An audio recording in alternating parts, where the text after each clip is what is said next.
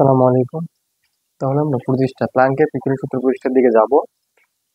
বিজ্ঞানী max Planck 1900 সালের দিকে সর্বপ্রথম এই মতবাদ দেন যে একটি কৃষ্ণ বস্তু অর্থাৎ একটি বস্তু থেকে শক্তি নির্গত কখনো অবিচ্ছিন্নভাবে ঘটে না, মানে একাধারে ঘটতে থাকে না।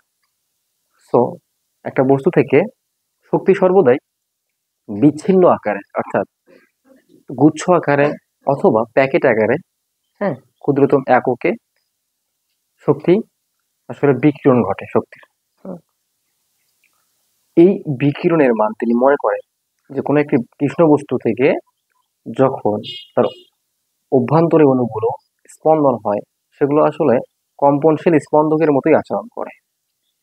এই কম্পনশীল স্পন্দন গুলোর অর্থাৎ স্পন্দকগুলির একটি নির্দিষ্ট ও নির্ধারিত মান আছে। সেই মানটা হচ্ছে তাদের পূর্ণ সংখ্যার অখণ্ড গুণিতক। ঠিক আছে, আমরা তথ্য জানলাম। এখন আমরা, হ্যাঁ, গাণিতিকভাবে প্ল্যাঙ্কের বিকিরণ সূত্রটি প্রতিষ্ঠা করতে যাব। ইনশাল্লাহ আমরা শেষ পর্যন্ত থাকবো আশা করছি। তো আমরা মনে করি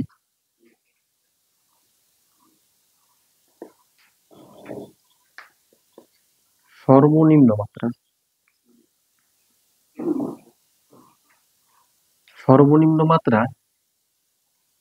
শক্তি, বস্তু কণা শক্তি যদি আসলে epsilon equal to H new. এখানে বলে রাখা ভালো যে হচ্ছে এইচটা হচ্ছে প্ল্যাঙ্কের ধ্রুবক, ঠিক আছে।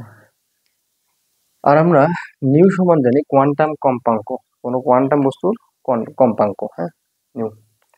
সো এখন যদি আমরা এগুই তাহলে 0, epsilon, 2 epsilon, 3 epsilon, dot dot dot, মানে কোনো অবস্থায় বলতে পারি আমরা এগুলো কোনো অবস্থায়, হ্যাঁ, এর জন্য ম্যাক্সওয়েলের শক্তির প্রাপ্যতার সম্ভাব্যতার অনুপাত আকারে যদি আমরা লিখি হবে কোন অবস্থায় আসলে 0, এপসাইলন, এপসাইলন, 2 এপসাইলন, 3 এপসাইলন ইত্যাদি এদের জন্য শক্তির সম্ভাব্যতা, হ্যাঁ, প্রাপ্যতার সম্ভাব্যতার অনুপাত হবে, এটা হচ্ছে ম্যাক্সওয়েলের বন্টন সূত্র অনুসারে হবে 1:e⁻⁻ divided KT (e⁻² epsilon divided KT). এভাবে আসলে ক্রমান্বয়ে বাড়তে থাকবে কেটি অসীম পর্যন্ত আসবে। ঠিক আছে, এরপর আমি যদি এখন ধরি যে মোট স্পন্দকের সংখ্যা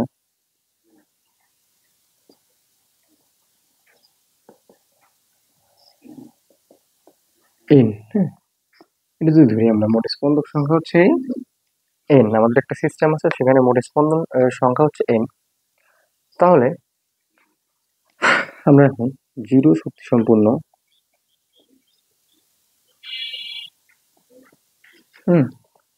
স্পন্দক সংখ্যা হবে m।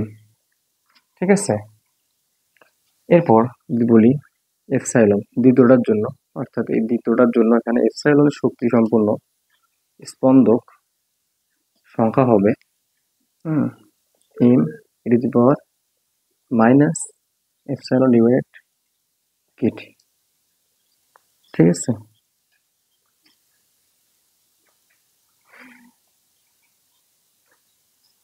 এরপর 2 এপসাইলন শক্তি সম্পন্ন স্পন্দক সংখ্যা হবে m(e⁻² ডিভাইডেড কেটি। 3 এপসাইলন শক্তি সম্পন্ন স্পন্দক সংখ্যা হবে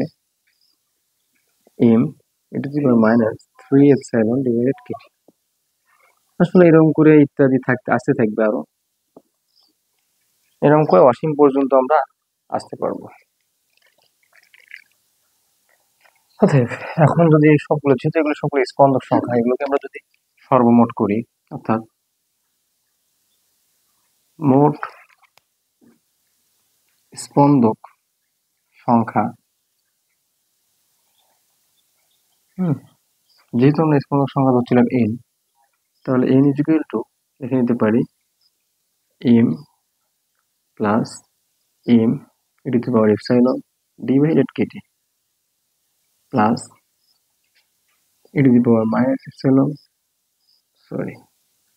2 epsilon divided kt plus e to the power m হবে m e to the power minus 3 epsilon divided kt। উপরে আসলে ইনফিনিটি পর্যন্ত আসতে থাকবে। এখন আমরা m কে যদি প্রত্যেকটা থেকে কমন নেই তাহলে আমরা পাই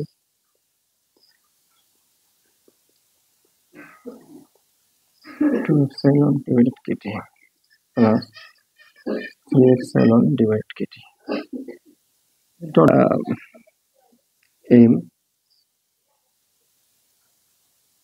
1 divided 1 minus epsilon এর ঘরটা exponential epsilon divided kt। আসলে এটা কেমনে আসলো সেটা আপনাদের যদি দেখাই তাহলে 1 plus r plus r square plus r cube plus dot dot dot এর একটা জিওমেট্রিক সিরিজ যেটার মান হবে 1 divided 1 minus r।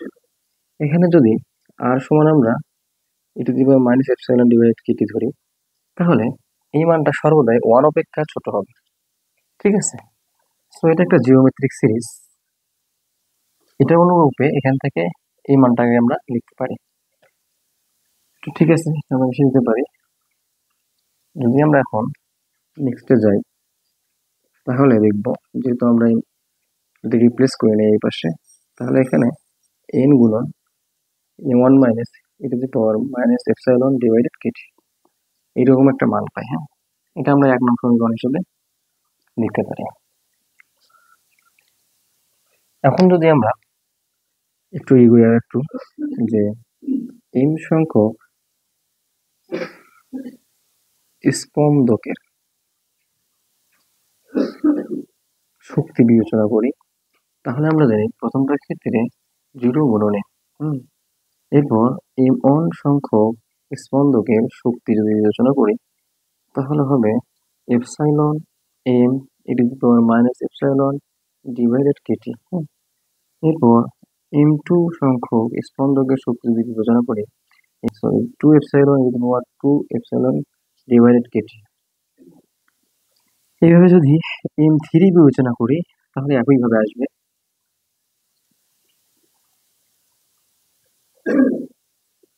ঠিক আছে, ইত্যাদি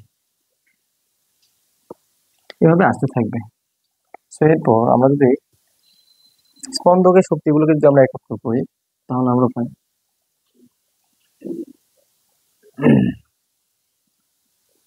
স্পন্দকের মোট স্পন্দকের শক্তি হবে, এটাকে আমরা ই দিয়ে প্রকাশ করতে পারি। ই সমান সবগুলো যোগফল m plus m1 plus m2 plus m3 plus dot dot dot অসীম পর্যন্ত আসতে থাকবে। সেই মানগুলোকে আমরা যদি উঠাই তাহলে মানগুলো আমরা দেখতে পাই প্রথমটা 0 প্লাস m1 এর মান হচ্ছে এটা epsilon m e to the power minus epsilon divided kt। এরপর plus 2 epsilon m into e to the power minus 2 epsilon divided kt plus 3 epsilon m into e to the power minus 3 epsilon divided kt plus dot dot dot এভাবে অসীম পর্যন্ত আমরা মানগুলোকে লিখতে পারি। প্রথমটাকে common নেই, ঠিক আছে, তাহলে একটা মান পাবো আমরা epsilon m e to the power minus epsilon divided kt। এটাকে যদি কমন নেই প্রথমবার জন্য তাহলে 1 হয়ে গেল। এরপর প্লাস 2 এপসাইলন মান ছিল, এখান থেকে একটা আসবে, এই একটা থাকবে এক্সপোনেনশিয়ালের মান এক্সপোনেনশিয়াল kt, প্লাস 3 থাকলো, এখান থেকে 2টা থাকবে e to the power minus 2 epsilon divided kt dot dot dot. আসলে এই মানটা এইভাবে আসতে থাকবে। ঠিক আছে। আচ্ছা, পরে একটু লিখি মাইনাস এপসাইলন ডিভাইডেড কেটি। তাহলে আমরা লিখতে পারি 1 ডিভাইডেড 1 মাইনাস, যেহেতু হ্যাঁ মাইনাস, আমরা লিখতে পারি e to power minus epsilon divided KT to the power অর্থাৎ হোল স্কোয়ার। এটা জিওমেট্রিক সিরিজ থেকে আমরা লিখতে পারি। দেখি যদি আমরা গুছিয়ে লিখি একটু, তাহলে এম এখানে রাখলাম, epsilon E to the power minus epsilon divided KT হবে, ঠিক আছে, ডিভাইডেড এটাকে লিখি আমরা 1 minus E to the power minus epsilon divided KT to the power square. So M এর মান আমরা আগে যাচ্ছিলাম, যেখানে একটা এম এর মান আছে নির্দিষ্ট, এই এম এর মানটাকে আমরা এখানে বসিয়ে পাবো 1 নং হতে। তাহলে 1 নং হতে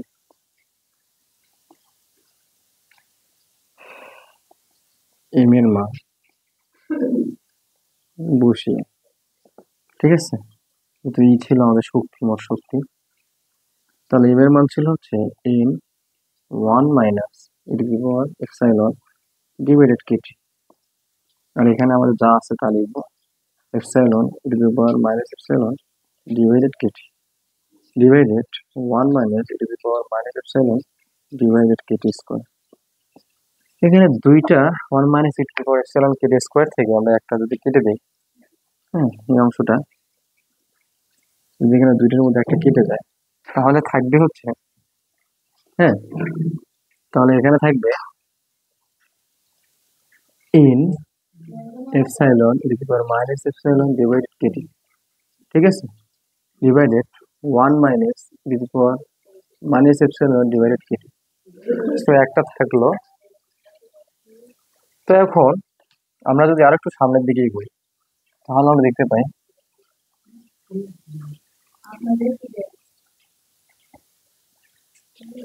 এটাকে যদি একটু সিম্পলিফাই করি, এটা তো কি ছিল, আরেকটু যদি সিম্পলিফাই করি তাহলে এটা এরকম হবে। আপনাদের বোঝার সুবিধার্থে একটু ভেঙে দেখাই, in epsilon E to the power minus epsilon divided KT, নিচের অংশটাকে যদি ভাঙি করা যায় 1 minus 1 divided E to the power epsilon divided KT. তো এটাকে যদি আমরা লসাগু করি, তাহলে আমরা পাবো E to the power epsilon divided KT. তো এটাকে করলে আমরা এখানে বসাতে পারবো E to the power epsilon divided KT, ঠিক আছে, আর এখানে এপসাইলন 1 আসবে, মাইনাস 1 আসবে, আর উপরে যা ছিল তা লিখবো এপসাইলন। এটাকে আসলে আমরা একটু ভেঙে লিখতে পারি সুবিধার জন্য, এটাকে আবার মাইনাস এপসাইলন ডিভাইডেড কেটি, ঠিক আছে। এরপর আমরা যদি যেহেতু নিচে ভাগ অবস্থায় আছে, এটাকে উপরে তুলে দিতে হবে, কারণ পাল্টে যাবে, হ্যাঁ, in epsilon 1 divided E to the power minus epsilon, sorry এখানে তো মাইনাস হবে, হ্যাঁ একটু মিস্টেক হয়েছে, কারণ আমরা মাইনাস তুলে দিয়ে 1 ডিভাইড করে দিচ্ছি কেটে, নিচের অংশটা উপরে যাবে, দিয়ে গুণ হয়ে যাবে, E to the power epsilon divided KT হবে, হ্যাঁ, ডিভাইডেড আমরা যদি আরো লিখি এই অংশটা থাকে, তখন E to the power epsilon divided KT minus 1, শুধু এই অংশটা থাকবে, ঠিক আছে, এই অংশটা। এখন এই অংশটাকে আমরা কেটে দিতে পারি। তো সর্বশেষ আমাদের যে ইকুয়েশনটা থাকলো e equal to n epsilon divided E to the power epsilon divided KT minus 1। এটা হচ্ছে মোট স্পন্দকের শক্তি, স্পন্দক সমূহের মোট শক্তির পরিমাণ এটা। অর্থাৎ আমরা এখানে লিখে দিতে পারি, যেহেতু ইন অর্থাৎ মোট শক্তি, অর্থাৎ আমরা যদি প্রতিটি অণুর জন্য অণুর গড় শক্তি বের করি, তখন হবে ই ইকুয়াল টু শুধু epsilon divided E to the power epsilon divided KT. এটা হচ্ছে শুধু একটি অণুর ক্ষেত্রে, অর্থাৎ প্রতিটি অণুর ক্ষেত্রে গড় শক্তি এটা।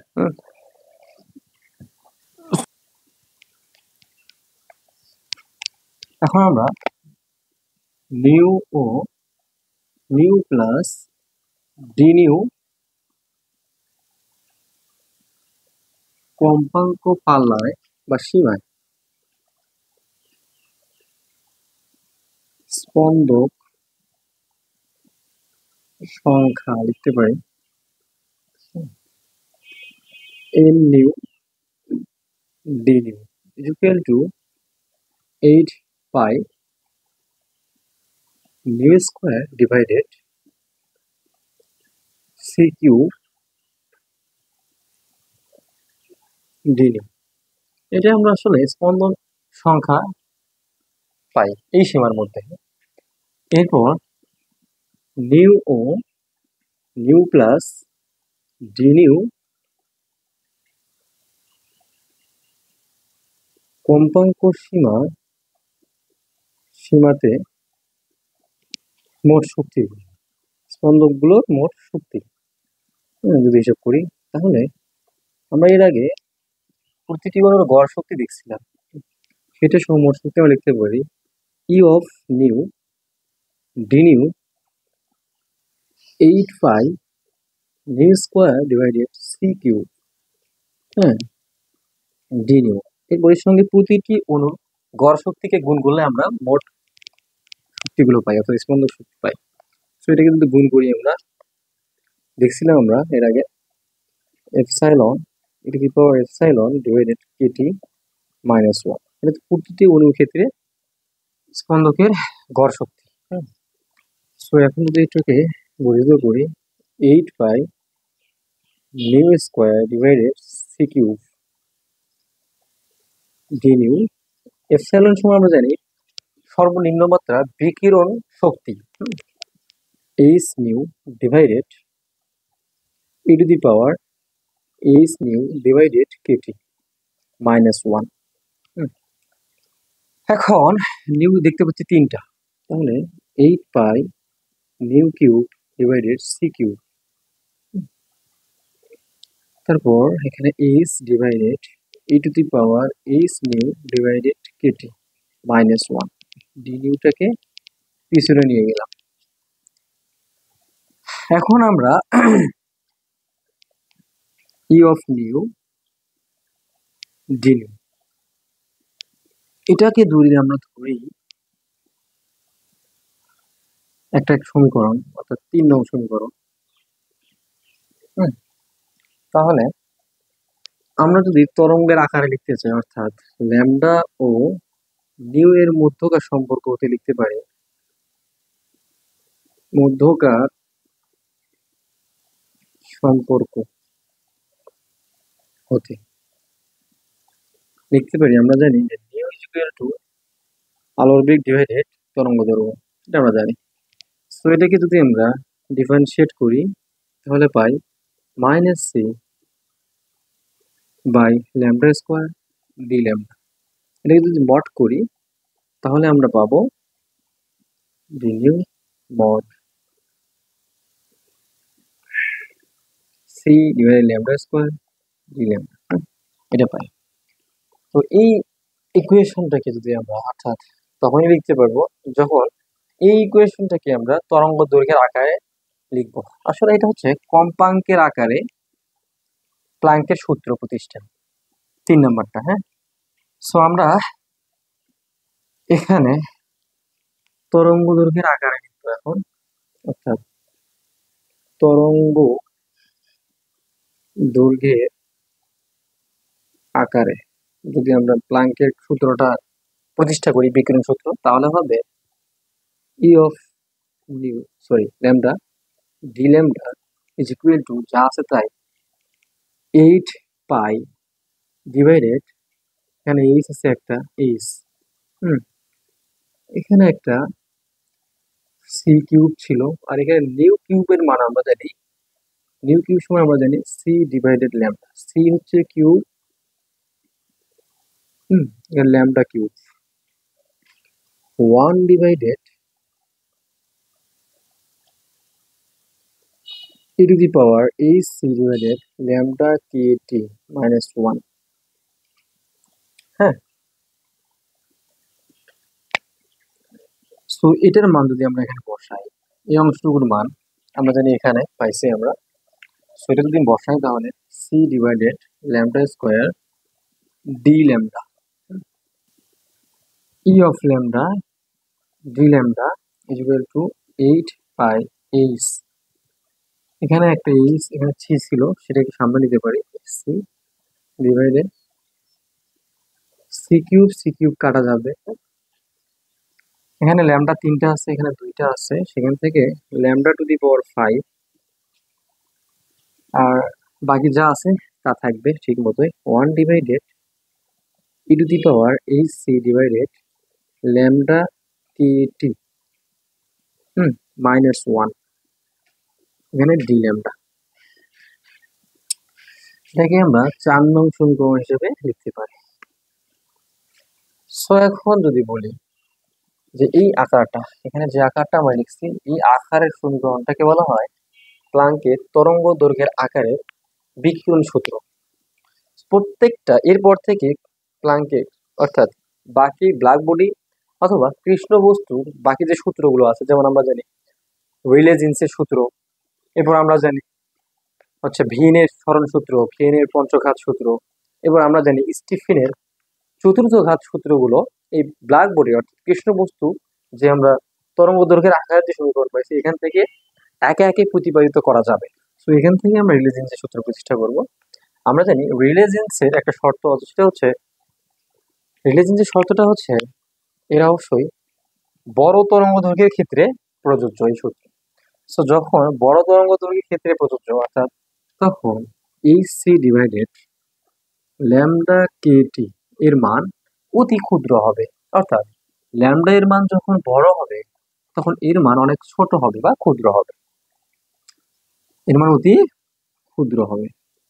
যদি এটাকে আমরা এই অংশটুকু যদি আমরা ইকুয়েশন করতে যাই তাহলে exponential h C divided lambda KT minus 1। হ্যাঁ, এখন এটা হচ্ছে এক্সপোনেনশিয়াল আসলে একটা ফাংশন, এই ফাংশনকে বিস্তার করা যায়, আমরা দেখতে পাই কেমনে বিস্তার করব দেখি। 1 plus AC divided lambda kt plus AC lambda kt square 1 divided 2 factorial. হ্যাঁ, এরপর আরো যদি বিস্তার করি একটু বাড়াই তাহলে AC divided lambda kt cube two the power cube 1 divided 3 factorial. তো এইভাবে আমরা যদি করি আসতে থাকবে, সর্বশেষে আমরা পাবো -1। এটা হচ্ছে এই -1। এই অংশটা হচ্ছে এক্সপোনেনশিয়ালের একটা বিস্তার, ঠিক আছে। তো এখন আমরা এখান থেকে উচ্চ ঘাতের পদ গুলোকে অগ্রাহ্য করি, এটা করতে পারি আমরা। তো তখন exponential h C divided lambda KT -1 সমান হবে 1 plus h C divided lambda KT -1। এখানে আসলে যতগুলো ঘাত, দ্বিঘাত ত্রিঘাত অর্থাৎ স্কোয়ার কিউব তারপর টু দি পাওয়ার 4 সবগুলো মানকে আমরা উচ্চ পদের উচ্চ ঘাতের যে বাদগুলো আছে পদগুলো সবগুলোকে বাদ দিচ্ছি, দিয়ে শুধু এইটুকুকে নিচ্ছি। হ্যাঁ, এইটুকুকে নিয়ে রেখেছি। তো এখন এখানে 1 কাটা যাবে, তবে এটার ইকুয়াল আমরা লিখতে পারবো এই সি ডিভাইডেড ল্যামডা কেটি। কখন এটা হবে? যখন ল্যামডার মান অতি বৃহৎ আকারের হবে। সো এই মানটাকে আমরা যদি এখন 4 নম্বর সমীকরণে বসাই অর্থাৎ এখানে বসাই তাহলে আমরা পাবো ই of lambda D lambda is equal to 8 5 AC divided lambda 5। এটার মান, হ্যাঁ, এই অংশটুকুর মান হচ্ছে এটা। তাহলে আমরা যদি বসাই 1/AC ডিভাইডেড ল্যামডা কে টি, তাহলে একটু একটু সিম্পলিফাই করি। 8/AC divided lambda to the power 5, এটা উল্টে যাবে, lambda K T divided AC। তাহলে এখানে এইচসি কাটা যাবে, এখানে একটা ল্যামডা, এখানকার একটা ল্যামডা কাটা যাবে।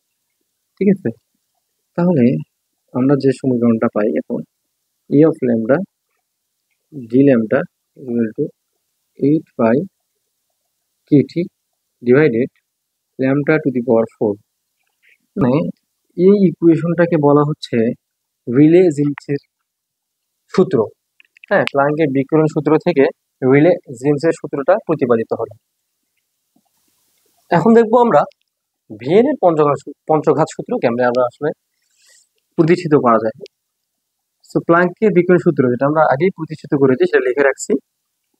সো এখানে ভিএনের সূত্রের ক্ষেত্রে একটা গুরুত্বপূর্ণ কথা হচ্ছে এখানে ল্যামডার মানটি, হ্যাঁ, এই ল্যামডার মান সর্বদা ক্ষুদ্র অথবা ছোট হবে। অর্থাৎ কম তরঙ্গ দৈর্ঘ্যের ক্ষেত্রে ভিএনের এই সূত্রটি প্রযোজ্য। সেক্ষেত্রে তরঙ্গ দৈর্ঘ্যের মান যদি ক্ষুদ্র বা নিম্ন হয়, হ্যাঁ, তখন তরঙ্গ দৈর্ঘ্য যখন অতি নিম্নমানের,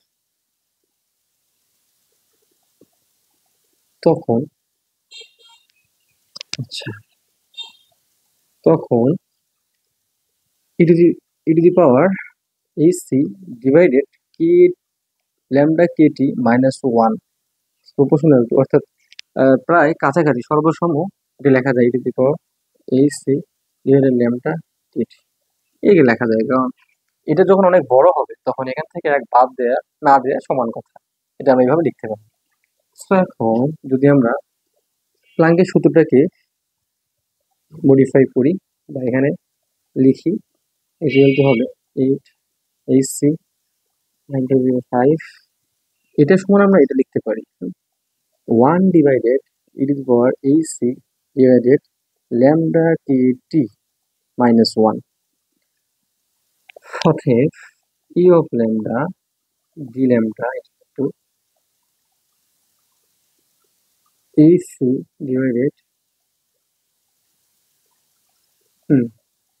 ল্যামডা ল্যামডা 5, এটাকে আমরা যদি উপরে তুলে দিই তাহলে সরি, মাইনাস তো লেখা যাবেই না, কারণ আমরা এখানে এইটুকু অংশ তো এখানে বসে দিচ্ছি। সো তাহলে এখানে লিখে দিই যদি, তাহলে -AC ডিভাইডেড ল্যামডা কিট, এই অংশটাকে বলা হবে ভিএনের পঞ্চঘাত সূত্র। ঠিক আছে, কারণ ল্যামডার উপর 5টা আছে, ল্যামডার ঘাত হচ্ছে 5, এর জন্য এটাকে বলে পঞ্চঘাত সূত্র, যার কারণে আমরা প্লাঙ্কের বিকিরণ সূত্র থেকে প্রতিষ্ঠা করতে পেরেছি। তো এখন দেখবো আমরা ভিএনের সরণ সূত্র কিভাবে প্রতিষ্ঠা করা যায় প্লাঙ্কের বিকিরণ সূত্র থেকে। তো আমরা প্রথমেই দেখব যখন টি বা তাপমাত্রা যখন ধ্রুব থাকবে, কনস্ট্যান্ট থাকবে, ধ্রুব, তখন তাপমাত্রা বা টি যখন ধ্রুব থাকবে তখন ল্যামডা ইনটু ল্যামডা ম্যাক্স, অর্থাৎ সর্বোচ্চ মানে তরঙ্গ দৈর্ঘ্য পাওয়া যাবে। সেই ক্ষেত্রে আমরা লিখতে পারবো ডি, হ্যাঁ, e of lambda divided d lambda equal to উভয় দিকে লন নিয়ে। তাহলে প্রথম লন ই অফ ল্যামডা, এখানে লন, পুরোটার উপর লন হবে, তাহলে 8/AC divided lambda to the power 5, 1 divided e to the power AC divided lambda KT -1। এটাকে আমরা যদি ল্যামডা করি, অর্থাৎ লন দিয়ে উভয় পার্শ্ব করি, তাহলে আমরা একটু সিম্পলিফাই করতে পারি এটাকে এইভাবে। লন, এটা কোন অবস্থায় আসছে, এই জন্য এটাকে লন 8/AC লেখা যায়। এরপর এটা ভাগ অবস্থায় আছে লনের সঙ্গে, তাহলে এটাকে আমরা লিখতে পারবো মাইনাস হিসেবে লন ল্যামডা 5। এরপর মাইনাস যেহেতু আসছে সামনে, তাহলে লন 1 হবে এটা। এরপর এটাও ভাগ অবস্থায়, হ্যাঁ, তাহলে minus loan e to the power ac divided lambda kt minus 1। এটা হচ্ছে লনের, যদি আমরা একটু ভেঙে ভেঙে লিখি লনকে, লন ই অফ ল্যামডা, ঠিক আছে। সো এই অংশটাকে আমরা ল্যামডার সাপেক্ষে ডিফারেন্সিয়েট যদি করি, ঠিক আছে, অর্থাৎ ল্যামডা এর সাপেক্ষে 2 নং সমীকরণ দিতে পারি আমরা। এটা 2 নং, 2 নং হয়ে যাবে। 2 নংকে ডিফারেন্সিয়েট করি বা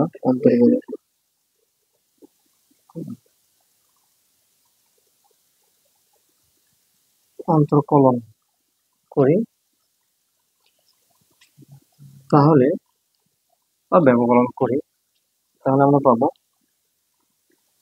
ডি বাই ডি ল্যামডা। এটা হচ্ছে লন ই অফ ল্যামডা, ঠিক আছে। এরপর D by D lambda ln 8 by hc minus D by D lambda ln lambda to the power 5। বা এটাকে আমরা একবারে একটু ছোট করে নিতে পারি, যেহেতু লন 5 আছে, 5 কে আমরা সামনে নিতে পারি লনের সুবিধার্থে, অন্তর্কলনের জন্য লন ল্যামডা এভাবে নিতে পারি।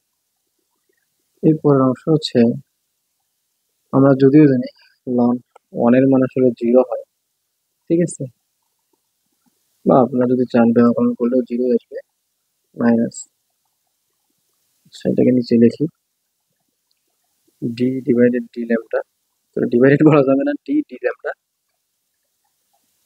এখানে লিখতে হবে e to the power ac lambda KT minus 1। এটা লন হবে।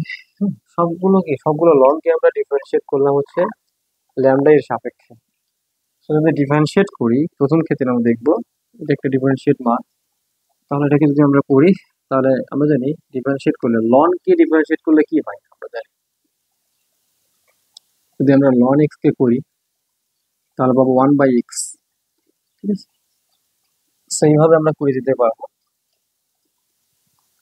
তাহলে এখানে করব 1 ডিভাইডেড ই অফ ল্যামডা, ঠিক আছে,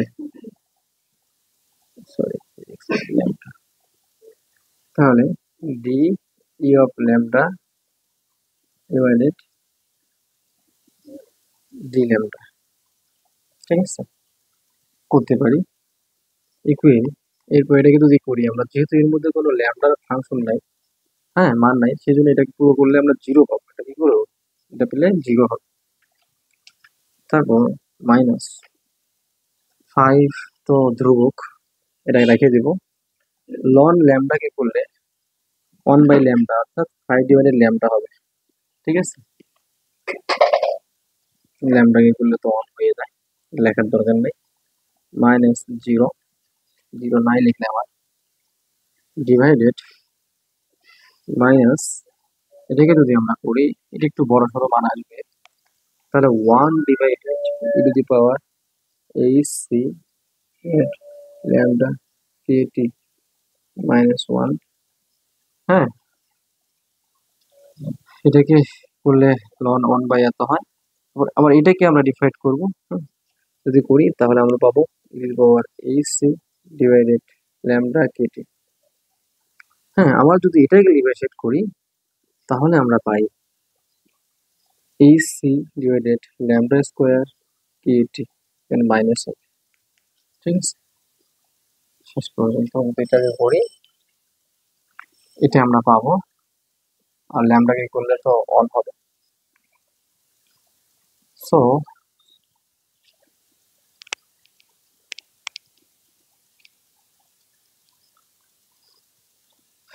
একটু আমরা সিম্পলিফাই আর একটু করি, সামনের দিকে করি।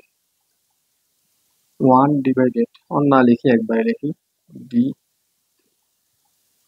ই ল্যামডা ডি ল্যামডা 1 ডিভাইডেড, না এটা সামনে লেখাই ভালো হবে, 1 ডিভাইডেড ই অফ ল্যামডা।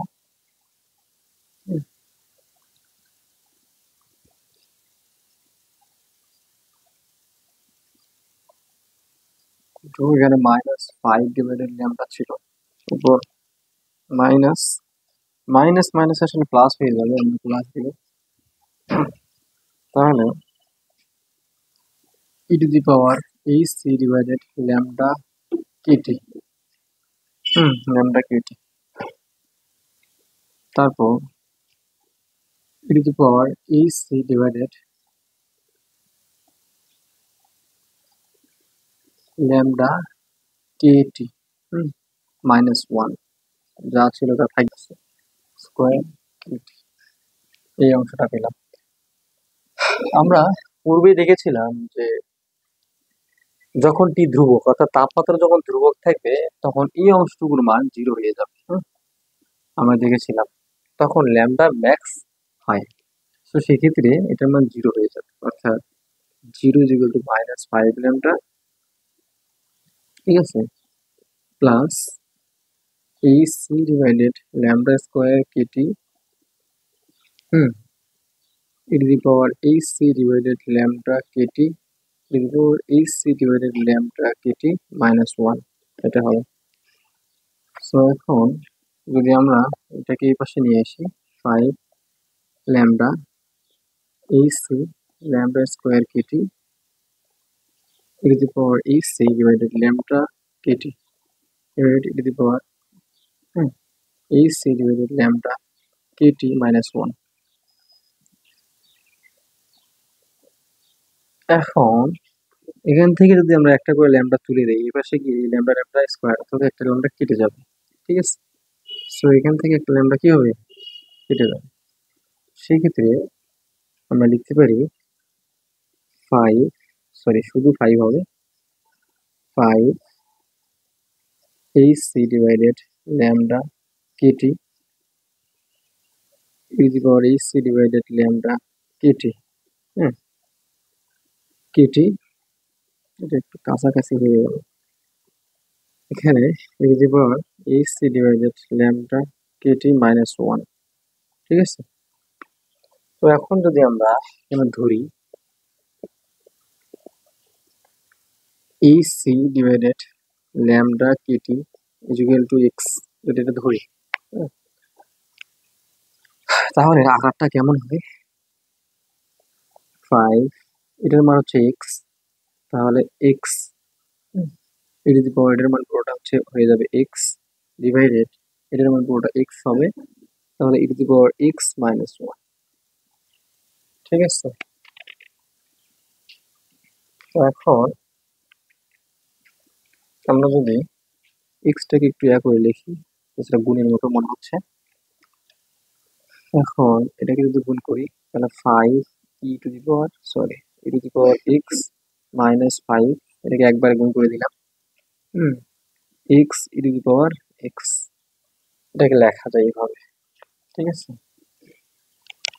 এরপর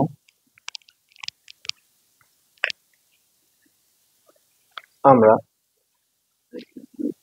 সমীকরণটাকে তুলি, আর হ্যাঁ, এক্স এর এক্সপোনেনশিয়ালের মানটাকে এক পাশে নিয়ে যাবো আমরা, 5 E to the power x, এখানে -5 ছিল, এই পাশে গেলে +5, এক্স মাইনাস এত ছিল, এটা প্লাস হবে, ঠিক আছে।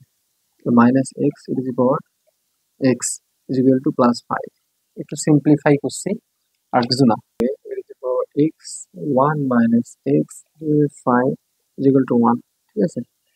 তো এখানে একটা জিনিস আমাদের লক্ষণীয়, যে এখানে যখন আমরা ধরছি অর্থাৎ এখানে 0 হয়েছিল, এটা সমান 0 কখন হয়েছিল, যখন ল্যামডা ম্যাক্স হয়েছিল, যখন ল্যামডা ম্যাক্স, তার মানে এখানে যদি আমরা ল্যামডা ম্যাক্স ধরি, সো আমরা যদি ল্যামডা ম্যাক্স ধরি, তাহলে প্রত্যেকটা ক্ষেত্রে কিন্তু ল্যামডা ম্যাক্স দেওয়া ভালো, ঠিক আছে, আপনারা দিয়ে নেবেন আশা করি, কারণ আমরা ম্যাক্সিমামের ক্ষেত্রে এই ডিফারেন্সিয়েট মানটা 0 পাইছিলাম। আগে লিখি ট্রায়াল এবং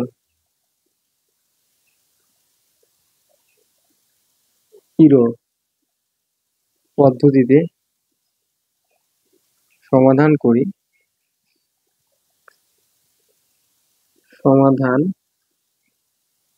তবে আমরা পাবো x এর মান, অর্থাৎ x এর মান আমরা জানি AC divided lambda max KT into সমান 4.9651। ঠিক আছে, সো এখন আমরা যদি ল্যামডা ম্যাক্স যদি উপরে নিয়ে যাই, এটাকে নিচে নিয়ে আসি, তাহলে একটা নির্দিষ্ট মান পাবো equal to AC divided divided 4.9651 কি, যে ল্যামডা ম্যাক্স টু লিখতে পারি ইজ প্রপোর্শনাল টু 1/t। এই সমীকরণকে বলা হয় ভিএন এর সরণ সূত্র, অর্থাৎ বিজ্ঞানী ম্যাক্স প্ল্যাঙ্কের বিকিরণ সূত্র থেকে ভিএন এর সরণ সূত্র। ঠিক আছে, সো আরেকবার আপনাদের স্মরণ করে দিই, সেটা হচ্ছে আমি পূর্বে বলছিলাম যে এখানে যে আমরা ধরছি এক্স ইকুয়াল টু হচ্ছে এত, হ্যাঁ, এই ক্ষেত্রে আমরা অবশ্যই ল্যামডা ম্যাক্স করবো। ল্যামডা যদি ম্যাক্স না করি তাহলে আমরা এই ইকুয়াল টু অর্থাৎ এখানে যে মানটা 0 বসাইছিলাম পাবো না। ঠিক আছে, সবচেয়ে ভালো হয় সব ক্ষেত্রে যদি ল্যামডার মানে আমরা ম্যাক্স বসাই, তাহলে সবচেয়ে বেশি বেটার। বিকিরণ সূত্র থেকে পেয়েছিলাম যে এই ফর্মুলাটা, ইকুয়েশনটা, যদি এই ইকুয়েশনটাকে আমরা 1 হিসেবে ধরি, 1 নং ইকুয়েশন হিসেবে ধরি, সো এই 1 নংকে যদি আমরা 0 থেকে ইনফিনিটি সীমা, অর্থাৎ সকল তরঙ্গ দৈর্ঘ্যের মধ্যে, হ্যাঁ, তরঙ্গ সীমায় আমরা যদি সমাকলন করি, তাহলে হবে 0 to infinity e of lambda d lambda equal 0 to infinity 8 pi AC divided lambda to the 5 1 divided e to the power AC divided lambda kt minus 1। এখানে হচ্ছে d lambda। আসলে উপরে ইকুয়েশনটাকে লিখছি, শুধু এখানে সীমা বসে দিছি। হ্যাঁ, এখন আমরা ধরতে পারি, যদি ধরি এই যে আমরা দেখতেছি AC divided lambda divided KT, যদি ধরি AC divided lambda KT equal যদি x ধরি, তাহলে এখানে ল্যামডা ইকুয়ালটি কত হবে, ল্যামডা সমান হবে এক্সটা এখানে এসে যাবে, তাহলে AC ডিভাইডেড কেটি আমরা এক্সকে আলাদা করে লিখি আমাদের সুবিধার জন্য। হ্যাঁ, যদি ল্যামডাকে আমরা সমাকলন করি, সরি ডিফারেন্সিয়েট করি, তাহলে ডি ল্যামডা ইকুয়াল টু হবে AC KT minus 1 divided x square dx লিখতে পারি আমরা। সো এখানে যেহেতু আমরা চলক চেঞ্জ করছি বা করতেছি, সেক্ষেত্রে আমাদের সীমাটা পরিবর্তন করতে হবে। তো যদি আমরা এখানে সীমা পরিবর্তন করি, তাহলে দেখতে পাবো সীমা যদি চেঞ্জ করি, তাহলে প্রথম সীমা আমাদের ছিল হচ্ছে ল্যামডা, দ্বিতীয় সীমা হচ্ছে আমাদের এক্স, 0 to infinity ছিল, 0 to infinity ল্যামডা সমান যদি আমরা 0 বসাই, আসলে নিচে 0-এর জন্য সব 0, অর্থাৎ এখানে এটা ইনফিনিটি হয়ে যাবে, আর দ্বিতীয়টা ল্যামডা সমান ইনফিনিটি হলে সেটাকে 0 হয়ে যাবে। সো এখন আমরা এই ধরা মান এবং সীমার মানগুলো চলক ও সীমাকে পরিবর্তন করে পাই, অর্থাৎ লিখতে পারি আমরা এই ইকুয়াল টু, যদি